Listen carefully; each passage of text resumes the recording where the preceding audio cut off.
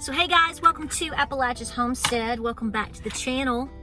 Thank you so much for all the views and the response for yesterday's video and all of my videos. Thank you so much for your support.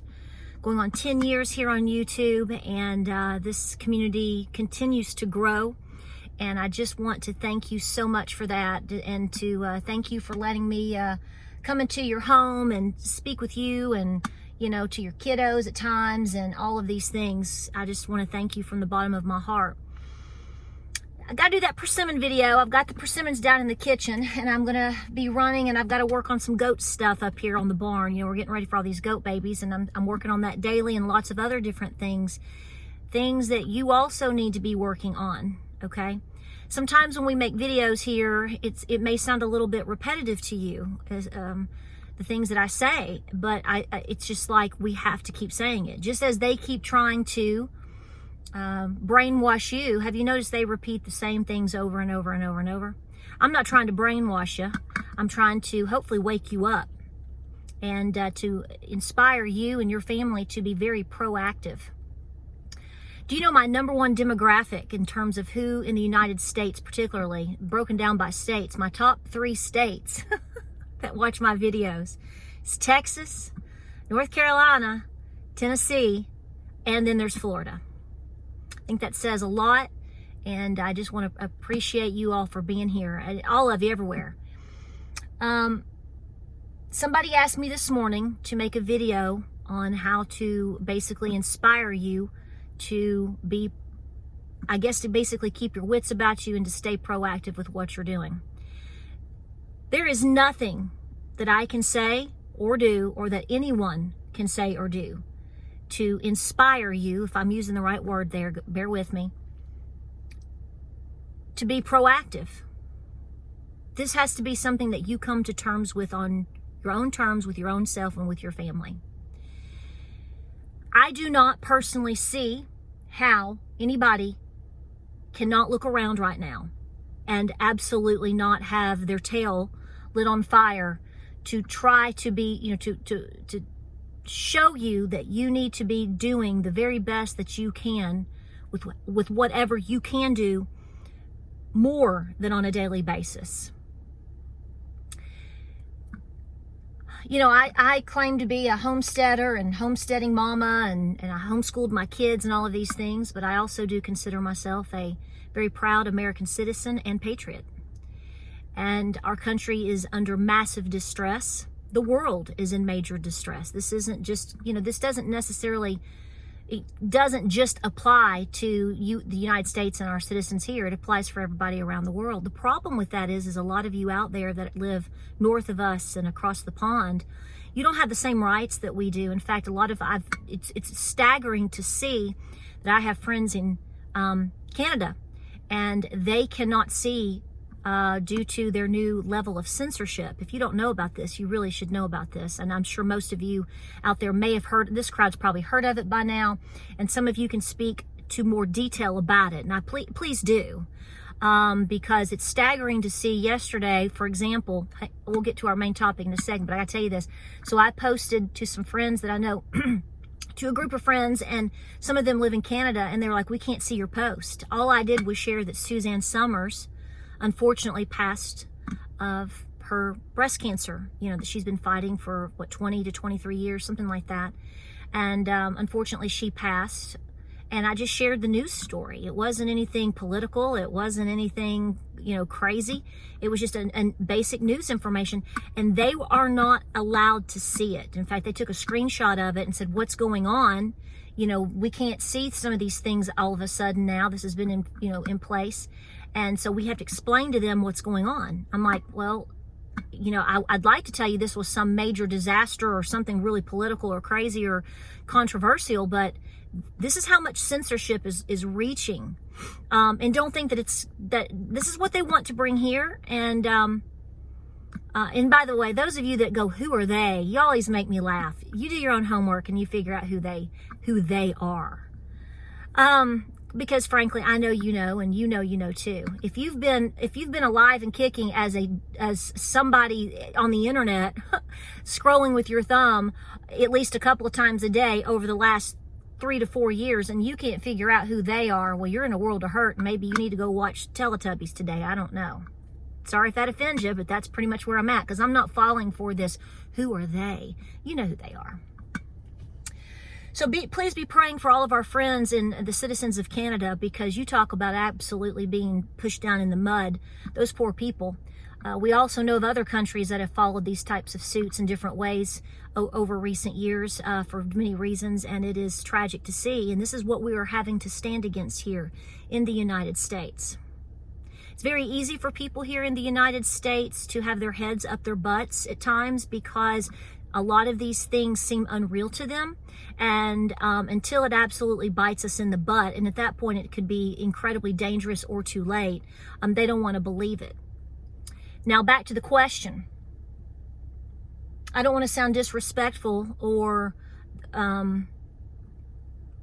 like to the point where it sounds like I don't understand people's fears and anxieties. We have to get over that. You cannot operate in pure anxiety and be productive. If you have the ability to take your anxiety, which I am continually learning to teach myself to do as well, you have to push yourself into the realm of, I'm taking this and I'm making something positive about it. What are you afraid of today? First and foremost, I'm always going to tell you, pray. Accept Jesus into your heart. Some of you don't like the way that I say that. That's the way we say it. That's the way for our way of saying repent. Accept Jesus. Change your life. Okay? If you got a better way to say it, good on you. That's the way we say it here. That's the way we say it down here. But you know what we mean. The next thing that you need to figure out is, what do you need to do to get yourself as prepared as possible? And it's in a lot of different facets. I get that. I've got a few people that get very defensive, and they're like, how am I supposed to pay off my debt if I can't afford food? You're right. I get you. I know. We're all in our own pickle in some way, shape, or form. Okay. And I do have concerns for that. And, but that's not going to stop me from telling you what I think overall people should be doing. If I was your mamaw and I really, really let loose on you, I'm going to say something to you that I know would all the time said to me all of my life. Well, if you had done this 10 years ago, and that sounds so brass, but the bottom line is a lot of us folks that are in this genre, not just homesteading, the ones that really want to talk about life issues and concerns, we started being very proactive. Some of us 3 years ago, some of us 10 years ago, some of us 30 years ago. Okay. Stop worrying about that and start worrying about what you need to be doing today. Yeah, it's true. If you had stopped buying stupid stuff 10 years ago and paid off your debts and didn't go on those cruises and, hadn't gone to Disney World with your kids 3 times and saved all that money, sure. Yeah, you would be a whole heck of a lot better off than you are now. Those are the hard decisions that a lot of us have already made. What I'm saying is today is the day you have to start. There's no point in rubbing it in anybody's face, and that's not what I'm trying to do. But I just know that if I sat there and complained, when somebody's trying to help me and trying to give me good advice and trying to motivate me to get over myself, my fears, my anxiety, my debt, my whatever, and says, you better just get to work, son.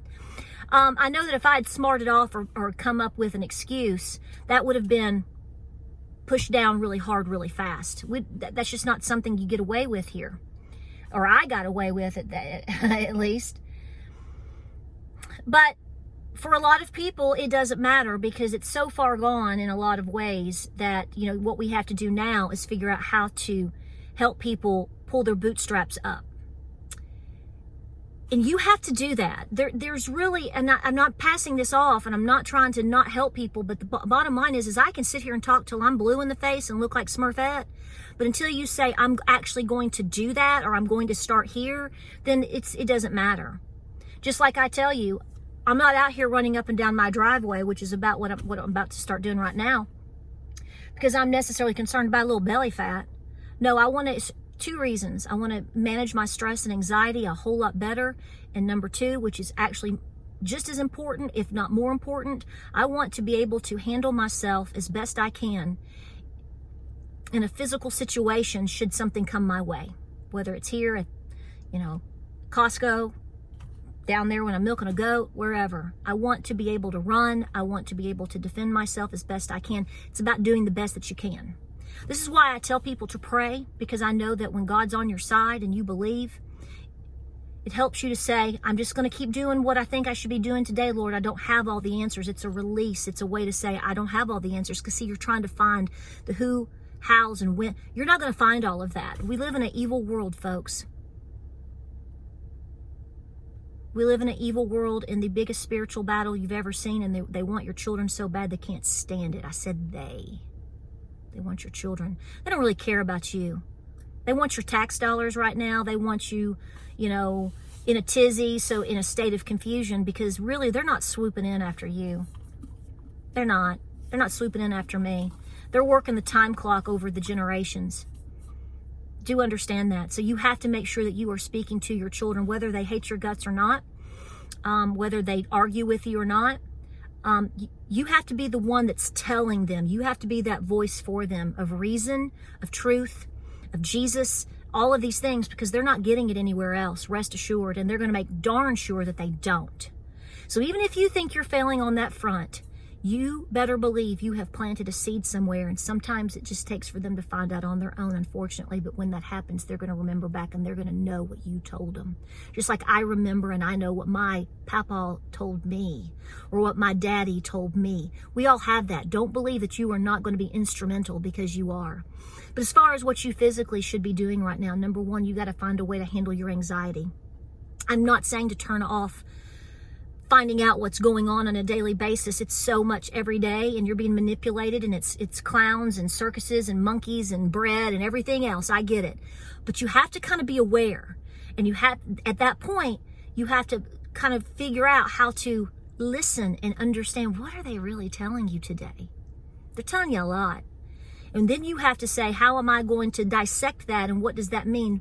Well, if you listen like I do, and I'm not telling you to do anything, you do what you want, but every time I turn on the news now, just to entertain myself, actually I'm hearing a doot doot doot doot doot doot doot doot doot. Patera, you need to run today. Patera, you probably should go get this if you can and put it away to stock away.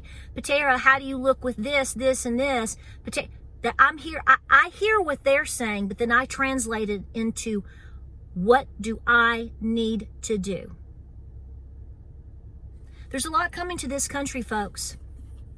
Whether it's today, tomorrow, next year, I've been saying for a long time the build up to the election of 2024 is going to be epic. I hope I'm proven wrong. Please let me be wrong.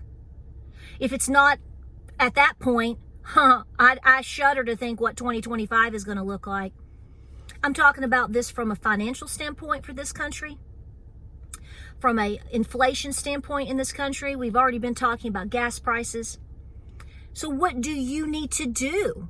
If you're telling me that you're so far in, if you're starting from zero today, you're in major debt, and you have nothing built up as far as preps or anything, well, the first thing that I would do, and I'm no financial advisor, I'm just saying what I would do, I would at first try to build a very small nest egg of savings of some sort, even if it's just a couple $100, and put that aside. Then at that point, I would be working as quickly as I could to make sure that I had the basic buildup for food, water, medicines, maybe pet needs, basic items in your home, so that if you knew for a fact you were locked down